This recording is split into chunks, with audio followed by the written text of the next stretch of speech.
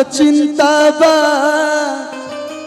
मैं हमार मोतिहारी पूर्वी चंपारण के भाई गावा तेरे सो कि हमारा रहते बोल रे पगली कमना बात के चिंता बा। आपको और आपको दोनों लोगों को मैं बोल रहा हूँ कि तोरा के कौन हाथ लगा दी जबले बघावा जिंदा बा। तो टाइगर जिंदा है का भोजपुरी वर्जन बघवा जिंदा बा। आप लोग सारे गामा हम भोजपुरी से सुनिएगा और अपना ढेर सारा प्यार दीजिएगा। जेकर जेकर बियाह नहीं के हो तो करा खातिर गोले बनी कि गाँव भर रणुए कहता बियाहो करबा के लड़ुए रहब। तो लड़का कहता कि गाँव भर रणुए कहता बियाह हो गइल बा वो कबो ना करी दया दु हमर सोढ़ुए कहता कि गाँव भर रणुए कहता दया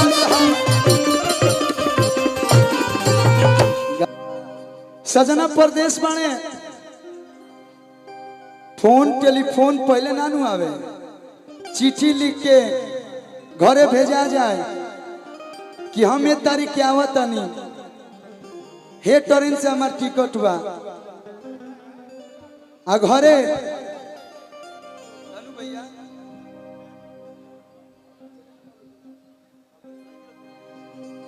घरे जो उनकर धर्म पत्नी जीवानी वो इंतजार करतरी कैसे कोन भाव में।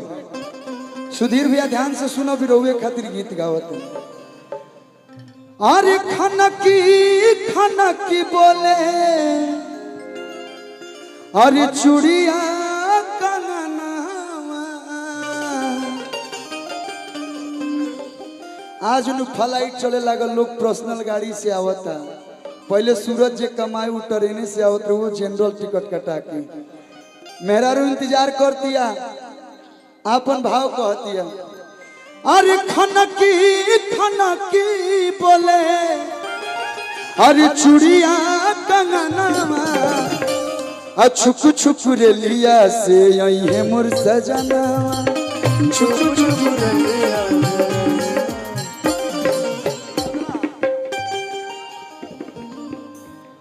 रेल से आवत रहे आ वही भाव में खुश भी कहे के बा कि छुकु छुकु रेलिया से आई है मोर सजना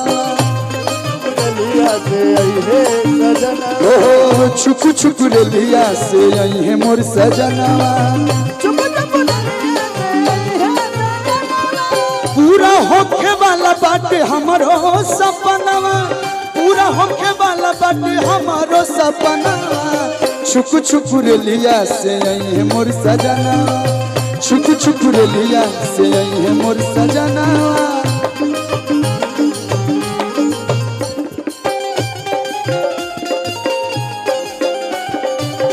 बहुत बहुत धन्यवाद।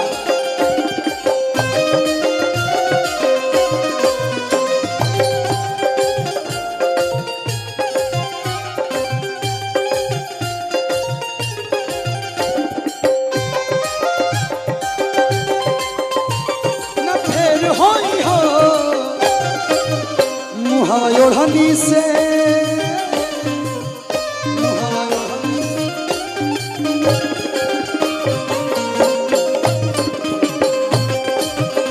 ओढ़नी से बांध के नहीं हो रे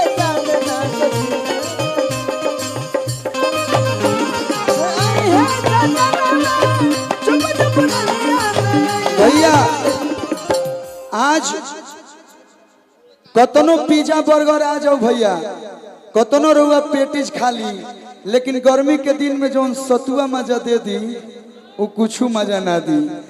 औरतिया इंतजार करतिया मिक्सी में नहीं खे पीसत सिलवट लोढ़ा ले बिया कहतिया राजा जी जब अहनु हमार कि अम्मा के चटनी सतुआ खियाई अम्मा के चटनी सतुआ खियाई।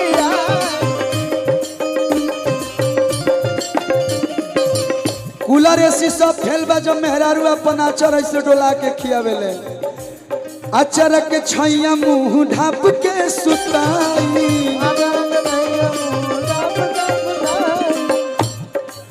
अमवा के चटनी सतुआ खियाई।